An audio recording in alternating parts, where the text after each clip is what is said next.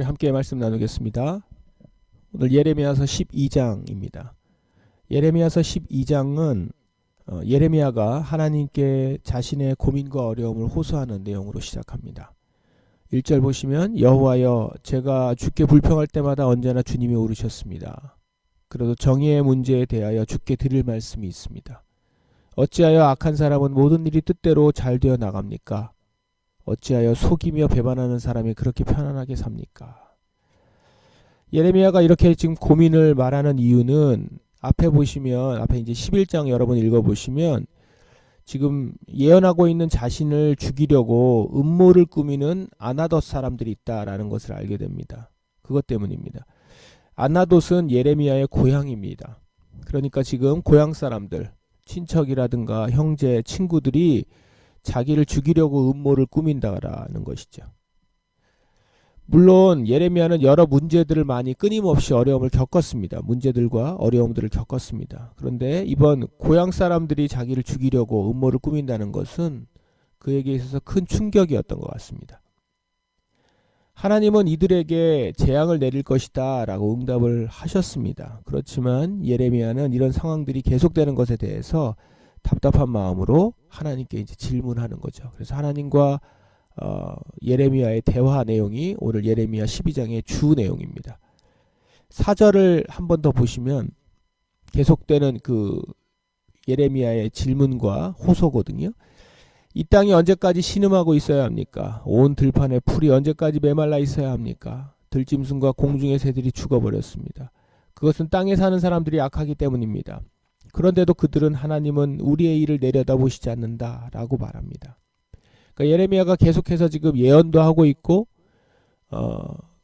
하나님의 뜻을 전하고 있지만 한편으로 답답한 거죠. 하나님은 왜 이렇게 일을 더디게 하시는가? 왜 악한 자들을 그대로 내버려 두시는가? 이제 이런 것입니다. 그걸 이제 하나님께 토로하고 있는 겁니다. 여기 쭉 읽어보시면 여러분 예레미야의 좀 답답한 마음이 좀 헤아려지십니까? 근데 사실 이런 고민들이 우리에게도 있죠. 세상의 악한 일들을 보면서 정의가 더디 이루어지고 악한 자들이 하는 일들은 다 잘 되는 것처럼 보일 때 말씀을 쫓아가는 내 자신에 대한 확신이 사라질 때가 있죠. 믿음이 약해지고 흔들리고 예레미야는 지금 그런 상황에서 주님께 기도하면서 불평 아닌 불평을 지금 하고 있는 겁니다. 답답하고 섭섭하고 그게 지금 공존하고 있는 그런 상황인 것 같습니다. 그런데 예레미야는 예레미야의 질문에 이제 하나님이 대답을 하십니다. 그게 이제 5절부터거든요. 내가 사람들과 더불어 달릴 때 지친다면 어떻게 말들과 경주할 수 있겠느냐? 내가 안전한 땅에서 걸려 넘어졌다면 요단강가의 짙은 덤불 속에서는 어떻게 되겠느냐? 무슨 말입니까? 이 정도 가지고 지치면 어떻게 하느냐 이렇게 얘기하고 있는 거예요. 그러니까 사람들과 더불어 달리면서도 지치면 어떻게 나중에 말들하고 경주하려고 하느냐. 이제 더 달려야 되는데 이렇게 얘기하는 거죠. 그러니까 공감해 주시면서 위로를 해 주실 줄 알았는데 그것보다 더 힘을 내라고 지금 말씀하시는 거거든요. 이 말은 지금 겪는 고난보다 더 큰 환란이 올 것이다 라는 걸 말하기도 하는 것이죠. 그러면서 영적 체력을 기르라 라고 하는 것입니다. 지금은 고향 사람들이 배반했지만 가족들까지 배반할지도 모른다 라는 겁니다. 그러니 더더욱 마음을 굳게 잡고 끝까지 갈 생각을 하라. 너의 사명을 생각하라 라고 말씀을 하고 계시는 거죠. 예레미야는 지금 자신의 상황과 맞물려서 질문을 던진 거예요. 이제 신정론적 질문이죠. 이런 내용이요. 왜 악인이 형통하는가? 이런 질문을 던진 건데 하나님은 그것에 대한 당장의 대답보다는 더 큰 시련에 대비하라. 너가 지금 이런 질문을 던질 만큼 어려움이 있지만 더 큰 어려움도 그리고 네가 더 이해할 수 없는 것도 있을 것이다. 그러므로 부르심에 집중하도록 해라 라고 말씀하십니다.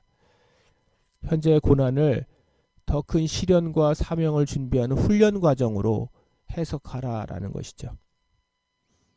그러면서 왜 이런 상황을 방치하느냐라고 하는 예레미야의 질문에 하나님은 당신의 마음을 내보이시는 것으로 답을 대신하시는 것 같아요. 7절 보시면 나는 나의 성전을 버렸고 내 소유인 나의 백성을 버렸다. 내가 사랑하는 백성을 그 원수들에게 넘겨주었다. 내 소유인 나의 백성이 숲의 사자처럼 변하여 나를 향해 으르렁거린다. 그래서 내가 그들을 미워한다. 이런 내용이 13절까지 계속됩니다. 13절까지가 그 내용이거든요. 언뜻 보면 백성들을 심판하겠다. 백성들이 악하다. 뭐 이제 이런 내용인 것 같은데 이 내용의 문장들을 하나하나 보시면 여기에 하나님의 아픔과 슬픔이 담겨 있습니다. 나는 나의 백성을 버렸다. 내 것으로 삼았던 나의 백성을 물리쳤다. 이렇게 얘기하면서 여기 그 7절에 보시면 내가 사랑하는 백성 이렇게 돼 있죠.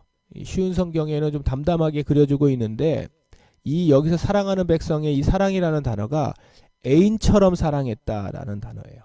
피양새 같이. 그러니까 내가 애인처럼 사랑한 내 백성 이 얘기거든요. 그러니까 하나님은 내가 진짜 아끼고 사랑하며 연애했던 내 백성을 원수들 손에 넘겨줬다는 겁니다. 왜요? 8절에 그들이 나에게 사자처럼 달려들었기 때문에. 그러니까 지금 이 상황 자체가 너무 아픈 거죠. 하나님께. 그래서 이 내용들이요. 이게 이렇게 담담하게 그냥 산문으로 돼 있는 게 아니라 글을 보면 나는 내 백성을 버렸다. 내 백성이 나를 버리고 떠나갔다. 이런 식으로 되어 있습니다. 그러니까 자신이 그렇게도 사랑한 백성조차 자신을 떠나서 불의한 행동을 이제 하고 있는데 그 행동을 하면 하나님은 버리고 물리칠 만큼 당신의 의를 지금 세우고 계신다는 것이죠.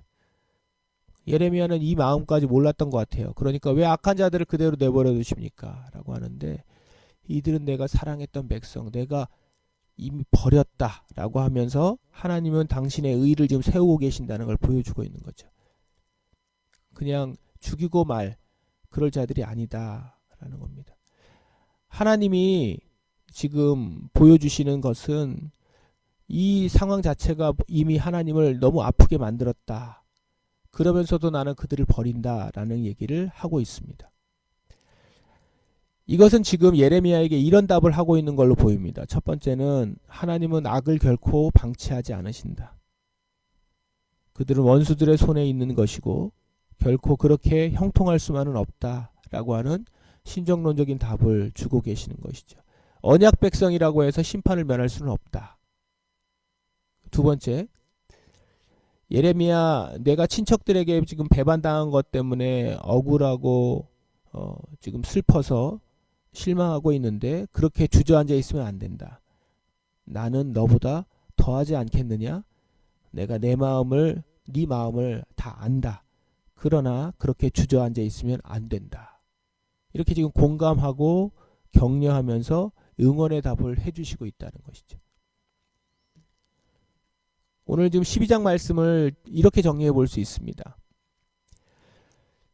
지금 하나님은 공의를 설명하기보다는 소명으로 부르시고 계신다. 공의를 설명하기보다는 소명으로 부르시고 계신 하나님을 볼 수 있습니다. 예레미야는 악인의 번영을 두고서 하나님께 지금 논쟁을 제기했어요. 그렇지만 하나님은 왜 악인이 형통하는지 논리적인 설명을 길게 해주기보다는 예레미야를 더 큰 사명의 자리로 부르고 너가 사명자다라는 것들을 인식시켜 주십니다. 이것은요.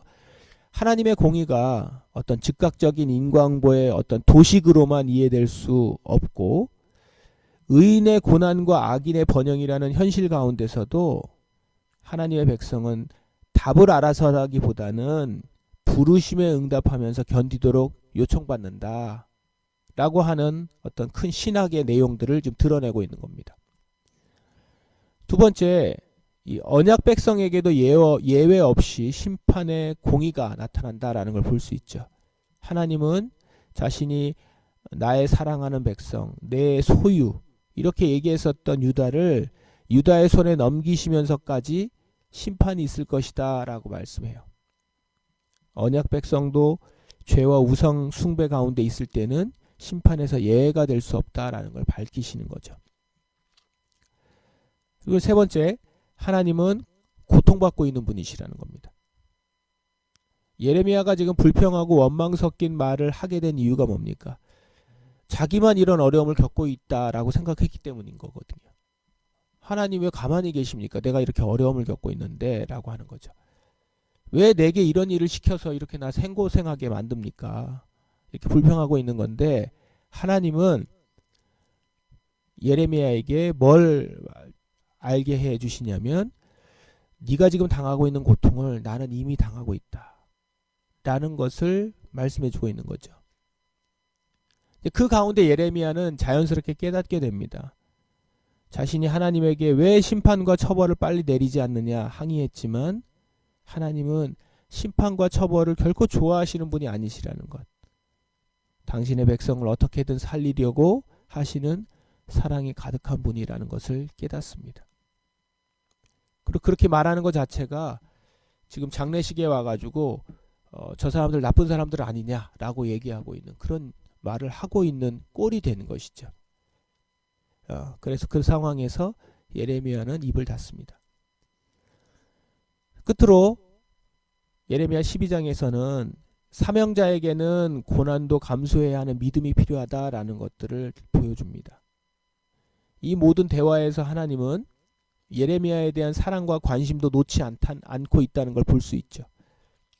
그냥 당신의 사역을 시키고 마는 것이 아니라 그가 이 일을 감당할 수 있는 자라는 것을 믿어주시고 격려하시고, 그렇다고 편한 자리에 그냥 놔두고 살게 하지 않으시면서 꼭 필요한 자리로 인도하신다는 것이죠. 그 길이 가시밭길, 어려운 길, 고난의 길이라도 그 길을 가야 한다면 가도록 이끄시는 분이시다. 쉬운 길이 더 나은 길이다, 그렇게 얘기하시지 않으세요. 쉬운 길이 나은 길은 아니라는 것을 알려주시죠. 그러면서 더 높고 더 가치 있는 삶을 위해서 부름받은 것이 예레미야 너의 삶이다 라는 걸 말하면서 사명자의 삶이 어떻다라는 것들을 얘기하고 있는 것이죠. 예레미야의 개인적인 상처를 가볍게 여기시지는 않습니다. 그러면서도 그 상처를 통해서 하나님의 마음과 공의를 더 깊이 체험하게 하시고, 공동체를 위한 고난의 도구로 나를 사용하고 계신다라는 것을 사명자에게 깨닫게 해주시는 것이죠. 그러면서 그냥 그 고통 가운데 방치하시는 것이 아니라 이미 하나님이 먼저 그 고통 가운데 계시면서 사명자를 자신의 길로 이끌고 계시는 것이죠. 그 자체로 사명을 받은 자들은 위로를 얻게 되고 신뢰를 하게 되고 하나님을 더 의지하게 되고 하나님이 앞서서 행하실, 그리고 이제 앞으로 행하실 일들을 분명하게 보게 되는 것이죠. 오늘 여러분에게도 동일하게 적용할 수 있을 것 같습니다. 예레미야와 같은 고민과 어려움이 있는 분들이 있죠. 이해할 수 없는 상황에서 세상을 바라보면서 갖게 되는 불만들, 믿음을 갖고 살아간다는 것이 왜 이렇게 쉽지 않은지, 사명을 갖고 살아갈 때부터 생기게 되는 여러 어려움들이 내 안에 있습니다. 그런 가운데 하나님은 예레미야에게 대답하시듯 여러분에게도 대답하실 것입니다. 내가 사람들과 더불어 달릴 때 지친다면 어떻게 말들과 경주할 수 있겠느냐.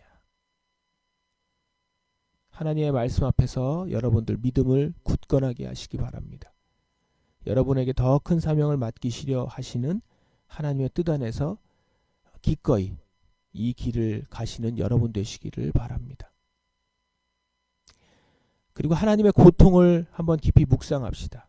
내가 지금 누군가에 대해 원망과 불쾌감으로 바라보고 있다면, 그것 때문에 슬퍼하고 고통하고 있다면, 그 사람, 그는 마땅히 심판받아야 하는 마땅한 인간이라며 하나님께 지금 심판을 요청할 수 있지만, 그렇게 심판을 요청하는 그를 하나님은 나의 백성, 나의 사랑하는 아이, 이렇게 부르는 그 사람일 수 있음을 기억하시면서, 그가 심판을 받게 되더라도 그게 하나님에게 결코 기쁜 일이 아님을 기억하면서 하나님과 교통할 수 있기를 바랍니다.